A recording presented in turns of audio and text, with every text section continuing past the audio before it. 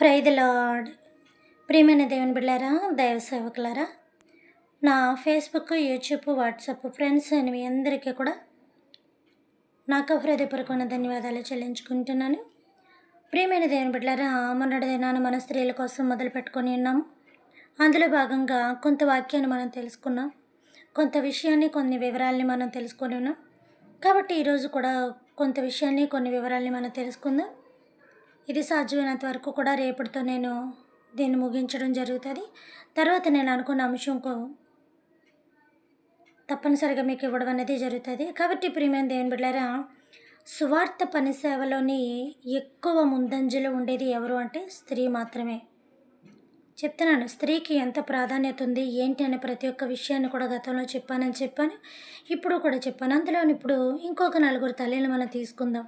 వాళ్ళు ఎవరంటే సువార్త పనిలో బాగా తన్మయమయ్యి అంటే మునిగిపోయి, అంటే వాళ్ళు మర్చిపోయి, అంటే ఇంటి పనులకి, వాళ్ళ సొంత పనులకి బాధ్యత తక్కువగా పెట్టి దేవుని విషయంలో బాధ్యత ఎక్కువగా తీసుకున్న వాళ్ళు అని చెప్పచ్చు.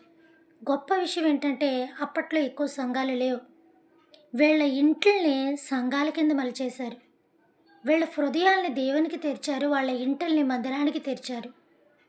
ఇప్పుడు మందిరాలు అడుగడుగున మందిరాలు ఉండి మందిరాలు తెరిచి కూర్చుంటున్నా కూడా జనాలు ఇల్లు కూర్చోలేకపోతున్నారు. అప్పటి రోజుల్లో ఇళ్ళని మందిరాల కింద దైవ సేవకులకి ఇచ్చేవారు. వాళ్ళ హృదయాన్ని కూడా దేవునికి ద్వారం తెరిచేవారు. అసలు అప్పటికి భక్తికి ఇప్పుడు భక్తికి చూసుకుంటే కొంచెం చెప్తే బాధపడతారనుకుంటా వినేవాళ్ళు. అంటే ఆ స్థితిలో ఉన్న వాళ్ళైతే బాధపడతారు. ఎవరన్నా కొన్ని మాటలు చెప్పినప్పుడు అవి నేను విన్నప్పుడు అవి సంబంధించి నాకు ఏమైనా ఉన్నాయనుకో, కొన్ని సంబంధించి నాకు ఉన్నాయి కదా అని నాకు అనిపిస్తూ ఉంటుంది కదా. ఎందుకంటే ఆ విషయాలు నాకు సంబంధించి ఉన్నాయి కాబట్టి నేను కొంచెం ఫీల్ అవుతాను. ఒకవేళ మంచి ఏమన్నా ఉన్నాయనుకోండి, హ్యాపీగా ఫీల్ అవుతాను. నా యొక్క లక్షణాలు ఎలా ఉంటే, అవతల సైడ్ మాట ఎలా ఉంటే అది నా కొరకే చెప్పారు, నా కొరకే చేశారు అన్నట్టుగా ఉంటూ ఉంటుంది. కాబట్టి ప్రియమైన దేవుని బిడ్డలారా, ఈ సువార్త కోసం ఇండ్లను తెరిచి వాళ్ళ హృదయాన్ని తెరిచిన నలుగురు వ్యక్తుల కోసం, నలుగురు స్త్రీల కోసం ఇప్పుడు కొంత 2 నిమిషాలు మనం మాట్లాడుకుందాం. మంచి పనితనం కలిగిన వారు అనమాట వీళ్ళు. అందులో వెధవరాలైన పిబే ఒకరు. తర్వాత ప్రిస్కా అంటే ప్రిస్కిల్లా అని అర్థం. అది హెబ్రీ భాషలో వేరుగుంటుంది. ప్రిస్కిల్లా ప్రభు కొరకు వీళ్ళందరూ హృదయాలు తెరిచారు. పెరెస్సు తల్లి, ఆవిడ పేరేటి, రూపు తల్లి, వీళ్ళందరూ కూడా దేవుని సేవ కొరకు దైవ సేవకులకి లేదా ప్రవక్తలకి, మరి ముఖ్యంగా గొప్ప ప్రవక్తలన్న పేరు శిష్యులకి, దైవ సేవకులన్న పేరు శిష్యులకి. ఆ రోజుల్లో దైవ సేవకులన్న పేరు ఎక్కువగా వినపడిందో లేదో తెలియదు కానీ ఎక్కడ చూసినా శిష్యులు అన్న మాటే మనకు వినపడింది.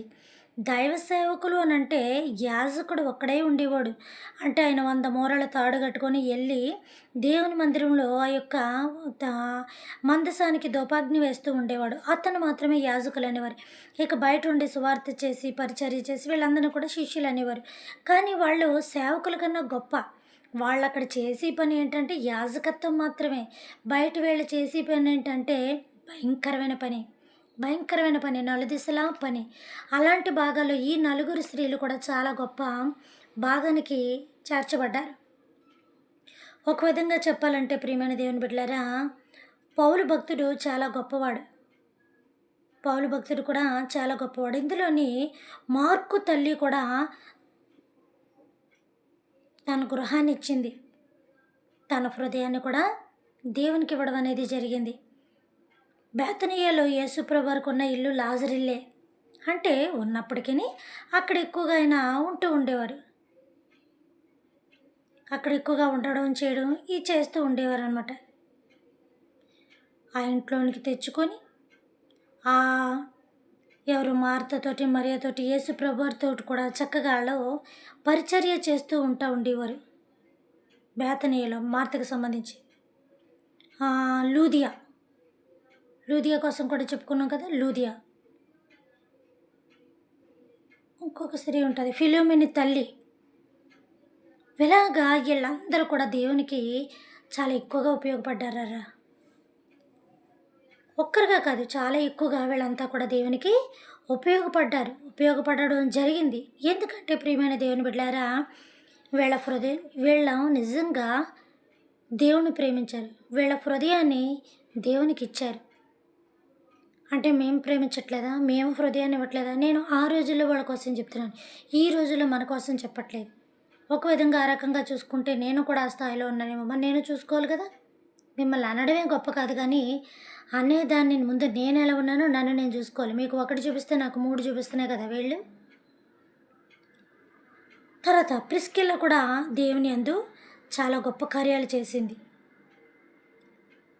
చాలా అద్భుత కార్యాలు కూడా చేయగలిగింది.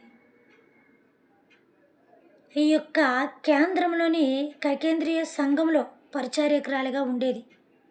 అంతేకాదు ఈమె ఒక విధవరాలు కూడా. ఈయన పౌలు భక్తులు ఈ రాస్తూ ఉండేవాడు ఏంటయ్యి పత్రికలు. ఈ రోమా సంఘానికి పత్రికలు అందింపజేసి సకానికి సగం సువార్త చాటింపగలిగిన గొప్ప మహాతల్లి ఎవరంటే ఈవిడ మాత్రమే. వీళ్ళందరూ ప్రిస్కిల్లా కాదు, పిబే వెధవరాలు ఆ యొక్క సంఘానికి, రోమా ప్రభుత్వానికి, ఆ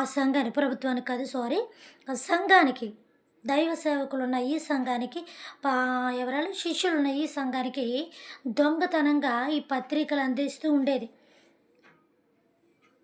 ఎందుకంటే సువార్త ఎక్కువగా అప్పట్లో చేయనిచ్చేవారు కాదనమాట. యేసుప్రభు వారు బాగా పబ్లిసిటీ అయిపోతున్నారని చెప్పి ఆయన అన్పబ్లిసిటీ చేయడం కోసం ఆయనే దేవుడు అయిపోతున్నాడు. మరి యెరూషలేము దేవాలయానికి ఎవరో రావట్లేదు, ఎక్కడ పడితే అక్కడ మీటింగులు పెట్టేస్తున్నారు, ఇక్కడికి రావాల్సిన జనం అక్కడికి వెళ్ళిపోతున్నారు, ఇక్కడ వ్యాపారం తగ్గిపోతుంది, భాగాల్లో వంతులు తగ్గిపోతున్నాయని చెప్పి వీళ్ళు దేవుడి పేరు చెప్పుకొని, గతంలో ఇవన్నీ కూడా చెప్పేశాను. ఇంకా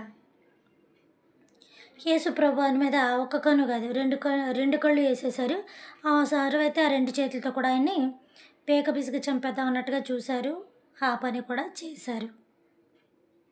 చూడడమే కాదు, అలా కూడా చేశారు. కాబట్టి ఈ పిబే అనే ఆవిడ అనేకమైన పత్రికలు అందింపజేసి సకం పత్రికా సువార్త ద్వారా చేసింది ఈ గొప్ప తల్లే. ఇలాగా ఈ స్త్రీలను గనక మనం చూసుకుంటే ప్రియమైన దేవుని బిడ్డలారా, 1 కాదు 2 కాదు, దైవానికి ముందు వాళ్ళ గృహాన్ని తెరిచారు. ఆ గృహంలోకి వాళ్ళు రావాలంటే ఫస్ట్ వాళ్ళ హృదయాన్ని తెరిచారు. మనస్సు లేకుంటే మార్గం ఉండదు, మనసు ఉంటే మార్గం ఉంటుంది అనే సామెతలు నిజమే. వాళ్ళు నిజంగా ముందు దేవుని మనస్పూర్వకంగా ఇష్టపడ్డారు కాబట్టి, మనసారా ఆయన అంగీకరించారు కాబట్టి, హృదయపూర్వకంగా దేవుణ్ణి వాళ్ళ హృదయం అనే తలుపులు తీశారు కాబట్టి ఇంటి తలుపులు తీయగలిగారు. హృదయంలో ఇష్టపడ్డారు కాబట్టి నలుగురు జనాన్ని ఇంట్లోకి రప్పించడానికి ఇష్టపడ్డారు. దేవుని మాటలు వినాలనుకున్నారు కాబట్టి ఆ దేవుడు సేవ చేస్తున్న ఆ సేవకులను ఇంట్లోకి రప్పించి ఆ యొక్క దైవత్వం కలిగిన ఆ యొక్క మాటలను వాళ్ళు వినడం జరిగింది, వాళ్ళ గుండెల్లో పెట్టుకోవడం జరిగింది, వీళ్ళెళ్ళి 10 మందికి చెప్పడం జరిగింది. అక్కడ అనేక రీతిలుగా వాళ్ళు కూడా సువార్త ప్రకటించడం జరిగింది, ప్రవక్తనిలుగా ఉండడం జరిగింది, పత్రికా పరిచర్య జరిగింది, మరి అనేక మందిని దేవుని యొక్క మార్గంలోకి నడిపించడం జరిగింది. ఇలాగ వాళ్ళ వంతులో వాళ్ళ పని చక్కగా చేసుకుంటూ వెళ్ళిపోయారు. మరి మన వంతులో మన పని ఎంత చేస్తున్నాం? మన వంతులో భాగంగా మన సంఘంలో ఏ రీతిగా ఉంటున్నాం? మన సంఘాన్ని ఎంతవరకు మనం డెవలప్ చేస్తున్నాం? ఎవరో ఒకరు చెప్పారు, 10 మంది కూర్చొని వెళ్ళి వినిపోయారు. ఇది ప్రతి చోట జరిగిందే. అక్కడికి నువ్వెంతమందిని తీసుకెళ్తున్నావు? అందులో నేను కూడా ఉన్నాను, నేను ఫస్ట్ ఉన్నాను అందులో. కాబట్టి ప్రియమైన దేవుని బిడ్డలారా, భక్తి అనేది పెదాల మీద 2-3 మాటలు వచ్చేసేది కాదు. భక్తి అనేది అనుభవిస్తేనే తెలిసేది, జీవింపజేస్తేనే తెలిసేది. క్రియలే లేని విశ్వాసం మృతం అని అంటే, దేవుడంటే నాకు భక్తి, దేవుడంటే నాకు విశ్వాసం, దేవుడంటే అది, దేవుడంటే ఇది, భగవంతుడు లేకుండా నేను ఉండలేను, ఆయనకి నాకు బాగా అనుసంధానం ఉంది అని అన్నావనుకో, బాగుంది, మంచిదే. నీ భక్తి ప్రదర్శించడానికి నువ్వు ప్రార్థనలో పాల్గొంటున్నావా? నీ భక్తి ప్రదర్శించడానికి నేను ఏది అడిగితే అది దేవుడు చేస్తున్నాడని విశ్వాసంగా ఉంటున్నావా? నీ భక్తి ప్రదర్శించడానికి ఒకళ్ళనిద్దరిని ఎప్పుడన్నా ఒక్కసారైనా మందిరానికి తీసుకెళ్ళావా? నీ భక్తి ప్రచురించుకోవడానికి కానీ, ఇది చేయడానికి కానీ అందరినీ పక్కన పెట్టు. కనీసం నీ కుటుంబ సభ్యుల్ని పరిపూర్ణంగా కూర్చోబెట్టగలిగావా? తీసుకెళ్ళగలిగావా? నీ వంతు భాగంలో నువ్వు చేసిన పనేంటి? నీ వంతు భాగంలో నువ్వు చేసిన పనేంటి? ఇక్కడ కుటుంబాన్ని చక్కబెట్టుకొని, ఇది చక్కబెట్టుకొని ఆవిడ విధవరాలి పాపం భర్త లేదు. ఉన్నయన్ని చక్కబెట్టుకొని వెళ్ళి ఎక్కడికో ఆ సంఘానికెళ్ళి, రోమా సంఘానికెళ్ళి పత్రికలిచ్చి అక్కడ సువార్త చేసి, ఒక సూది దారం పట్టుకొని గుడ్డలు నేసుకుంటూ, ఆ యొక్క ఊలు గుడ్డలు నేసుకుంటూ కూడా ఆవిడ ఆ యొక్క అందరిని కూడా దేవుని సువార్తకి నడిపించగలిగినది. ఈ ప్రిస్కిల్లా, ఈ మార్కు తల్లి వీళ్ళంతా కలిసి ఆ యొక్క మందిరాలకి లేవనంటే హృదయం తెరిచి, ఆ యొక్క ఆలయాలు తెరవకపోయినప్పటికీ కూడా ఇంటి హృదయాలు తెరిచి, ఇంటి గడప గమ్ములను తెరిచి, ఇంటి తలుపులను తెరిచి, వాళ్ళ హృదయాన్ని తెరిచి సువార్తికుల్ని ఆహ్వానించి దేవుని యొక్క మాటలు చెప్పడానికి వాళ్ళు ఎంత మనసు సిద్ధపరచుకున్నారో ఆ స్థితిలో మనం ఉన్నామా? క్రియలు లేని విశ్వాసం అనంటే, భక్తి అంటే చెప్తే కాదు, దానికి తగ్గ క్రియలు చేయాలి. నేను డాక్టర్‌నవుతానంటే డాక్టర్ కాకపోతే 5 మినిస్టర్ అవ్వు. నీ తల్లిదండ్రులు, నీ సమాజం, నీ ఫ్యామిలీ మెంబర్సే కదా నిన్ను గుర్తిస్తారు. నేను ఇంజినీర్‌ని అవుతానంటే చదువుకున్న ఇంజినీర్ కడుతున్నాడని చెప్పి పక్కన అతను ఎలా కడుతున్నాడో చూసి నువ్వు కూడా అటు ఇటు ఇటుకలు సర్ది సిమెంట్ బామేసావనుకో, 2 రోజులు పోయాక కూలిపోతే ఎలా ఉంటుంది? ఆ పునాదుల కింద నెట్టి నిన్ను కట్టేస్తారు ఇల్లు. కాబట్టి ప్రియమైన దేవుని బిడ్డలారా, దానికి తగ్గ చదువు ఉంటేనే కదా ఆ యొక్క జాబ్ మనం సంపాదించగలిగింది. క్రియలు లేని విశ్వాసము మృతం అని అంటే ఇదైపోతానంటే కదా. ముందు నువ్వు కష్టపడు, తర్వాత నీ కష్టాన్ని పంచుకొని వాళ్ళు 10 మంది వస్తారు. ముందు నువ్వు ప్రేమించు, తర్వాత నిన్ను ప్రేమించే వాళ్ళు 10 మంది వస్తారు. ముందు నువ్వు 10 మందికి ఇద్దరికి ఉపయోగపడు, తర్వాత నీకు 10 మంది ఉపయోగపడే వాళ్ళని దేవుడిస్తాడు. ప్రియమైన దేవుని బిడ్డలారా, నేను మాటలు చెప్తున్నాను అనుకుంటున్నారేమో, నా యొక్క అనుభవాన్ని చెప్తున్నాను నేను. ప్రతిదీ కూడా నాకు అనుభవాన్ని చెప్తున్నాను. అనుభవాన్ని చెప్పడానికి నాకు ఒక 60 ఒక 70 రావక్కర్లేదు. చాలాసార్లు చెప్పాను, పడిపోయిన నా చెయ్యి కొట్టుకుపోయిందంటే ఆ మంట, పోటు, నొప్పి నాకు తెలుస్తుంది. 100 సంవత్సరాల ముసలితాత పడిపోకపోయినా అక్కడ ఉన్నాడంటే అతనికి తెలియదు. ఎందుకంటే అతని చెయ్యి చాలా చక్కగా ఉంది, పడిపోలేదు కాబట్టి తాతయ్య గారు. నేనైతే ముందుకు పడ్డాను, మూతపళ్ళు కూడా రాలే కాబట్టి పళ్ళు బాధ, చేతి బాధ, కొట్టుడు బాధ నాకే తెలుస్తుంది, ఎవరికి తెలియదు. కాబట్టి అలాంటి వాటికి అనుభవం అక్కర్లేదు. జరిగే పని చాలు. ఆ జరిగే పని ఆ బాధని, ఆ సంతోషాన్ని, ఆ నొప్పిని, ఆ పోటుని మనకి అందింపజేస్తుంది, తెలియజేస్తుంది.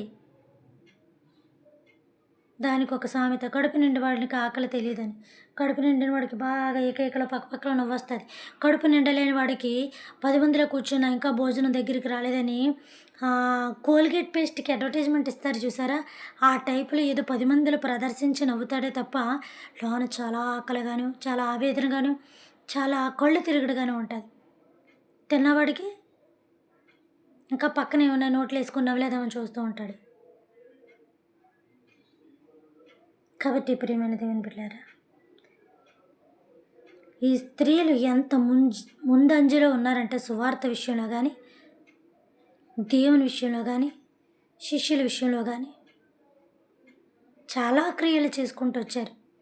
మన వంతు భాగానికి మనం ఏం చేస్తున్నాం? అందరినీ పక్కనెట్టు యెహోషువ మాట ఒక్కటి తీసుకుంటే చాలు. బాబు, మోషే మీ అందరినీ నా చేతికి ఇచ్చాడు, మా నాయకుడే మీ దగ్గర మోషే గెలవలేకపోయాడు, ఆయన నాయకుడైన దేవుడే గెలవలేకపోయాడు. ఇచ్చిందల్లా తిన్నారు, ఇచ్చిందల్లా తాగారు, ఉల్లిపాయలు లేవు, కూరలు లేవు, బంగాళదుంపలు లేవని గొడవ పెట్టారు. దేవుడిని ఎంత అసహ్యంగా చేశారు. దేవుడికే విలువ ఇవ్వలేదు, ఇక మోషేకేమిస్తారు? మోషే శిష్యుడిని నాకేమిస్తారు? కాబట్టి బాబు, ఇక్కడ దాకా మిమ్మల్ని తీసుకురావాల్సిన బాధ్యత దేవుడు నాకు అప్పచెప్పాడు. దేవుడు మోషేకి అప్పచెప్పాడు, నడిపించాడు. మోషే దేవుడు కలిపి నాకు అప్పచెప్పారు, నడిపించారు. కాబట్టి నాయన, ఇదిగో మీ భూభాగాలు మీకు పనిచేశాను, మీ జీవితాలు మీరు జీవించండి. దేవుడికి వ్యతిరేకంగా తిరిగిన వాళ్ళని దేవుడు అరణ్యంలో ఏం చేశాడో మీరు చూశారు. ఆయనకు విరోధంగా రూపింపబడిన ఏ ఆయుధము కూడా వర్ధిల్లదని ఆయన చెప్పాడు. కాబట్టి మీరు ఎలా బ్రతుకుతారో బ్రతకండి, నేను కూడా వృద్ధాప్యానికి వస్తాను.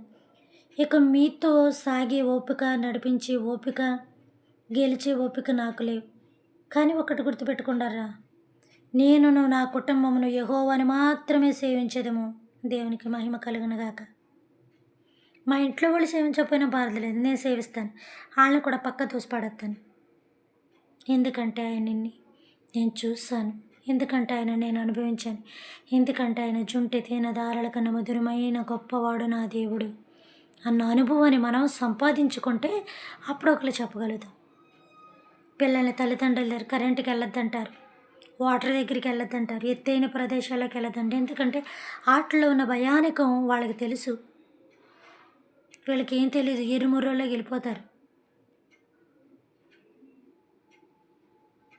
కాబట్టి దేవునిని అనుభవిస్తే కదా మనకి తెలిసేది ఆయన యొక్క ఆశీర్వాదం, ఆయన కృప, ఆయన బాధ, ఆయన ప్రతిదీ మనకి ఏమిస్తున్నాడు ఏం లేదన్నది ఉంటాయి. ఇటు బాధలు ఉంటాయి, ఇటు ఆనందం ఉంటుంది, ఇటు దుఃఖం ఉంటుంది, ఇటు మరణాలు ఉంటాయి. ఇక అన్నీ జీవితం అనుభవించుకుంటూ పోవాలి, వాటితో కలుసుకుంటూ అన్నీ అనుభవించుకుంటూ పోవాలి తప్ప ఏది ఒక్కటి అంటూ ఒక్క దాటి మీద నడవదు.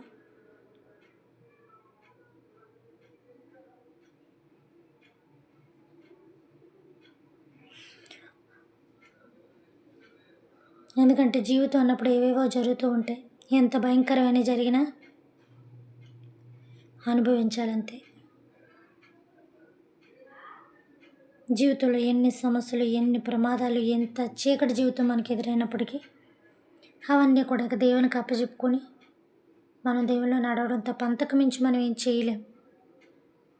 చెయ్యాలని చేసిన ప్రతి ప్రయత్నం కూడా వృధా అయిపోతుంది. ఎందుకంటే నాకు విరోధముగా రూపింపబడిన ఏ ఆయుధము వర్తిల్లదు. ఆయుధం అంటే విసిరే ఇనప ఆయుధాలు కాదు, కత్తి డాలు అవి కాదు. దేవునికి వ్యతిరేకంగా పలికిన ఒక మాట కూడా గుండెపోటు కింద ఉంటుంది. గుండెపోటు కత్తెట్టి పొడిస్తే రాదా, మాటపోటు ఇంకా ఎక్కువగా ఉంటుంది. కాబట్టి ప్రియమైన దేవుని బిడ్డలారా, ఈ స్త్రీలు ఎలాగైతే దేవునిలో నడిపారు, ఇంకా అనేక మంది స్వార్థకి నడిపించి చేసి ఇచ్చేశారు, మనము కూడా దేవుని విషయంలో అలాగే ఉండాలని నేను మిమ్మల్ని కోరుకుంటూ, మనం చివరి దినములలో ఉన్నాం. వేల మంది, లక్షల మంది మర్చిపోయిన మనమంతా బాగానే ఒక్క మనిషిని మనం తీసుకుందాం. ఇప్పటికైతే అప్పటికే ఎంతమంది వస్తే అంతమంది మనుషులు రప్పించవచ్చు. వాళ్ళ మనసులు వంగదీసి రప్పించాలంటే ఆ కార్యాలు దేవుడే చేయాలి తప్ప మనం చేయలేం. కాబట్టి ప్రియమైన దేవుని బిడ్డలారా, స్త్రీలు ఎలాగైతే ఉన్నారో మనము కూడా మన కుటుంబాలని మన ఇంట బయట చక్కబెట్టుకొని మన ఆత్మను సిద్ధపరచుకొని ఇంకనూ దేవుని కొరకు ఒక రెండు ఆత్మలు ఈ స్త్రీలందరూ కూడా సంపాదించినట్టుగా మన వంతు పరిచర్య కూడా సంఘాల్లోని సమాజంలోని కూడా మనం మేలుకరంగా దేవుని బిడ్డలకరంగా ఆయన పాద సన్నిధికి పరిచర్య సేవ చేసుకుంటూ ఆయన పాద సన్నిధిలో మనం గడిపి ఆయన పాద సన్నిధిలో నిత్యము బ్రతకాలని ఆశ కలిగి ఉండాలని నేను కూడా ఒక దైవ సేవకురాలిగా మీ అందరి పట్ల కోరుకుంటున్నాను. మిగతా విషయాలు రేపు దినాన్ని మాట్లాడుకుందాం. పరలోకమందున్న మా తండ్రి, మీ నామము పరిశుద్ధపరచబడును గాక, మీ రాజ్యం వచ్చును గాక, మీ చిత్తము పరలోకమందును నెరవేరినట్లు భూమి అందును నెరవేరును గాక. పణుదన ఆహారం నేడు మాకు దయచేయమయ్యా, మా యొక్క బోనస్సుల అపరాధములను మేము క్షమించిన ప్రకారము మా అపరాధములను మీరు క్షమించండి. తను మమ్మల్ని శోధన నుంచి తెక ఏకాకిడిని తప్పించుము నాయన. రాజ్యము శక్తి మహిమ నిరంతరం మీరే ఉన్నారు తండ్రి. ఆమేన్. Good night.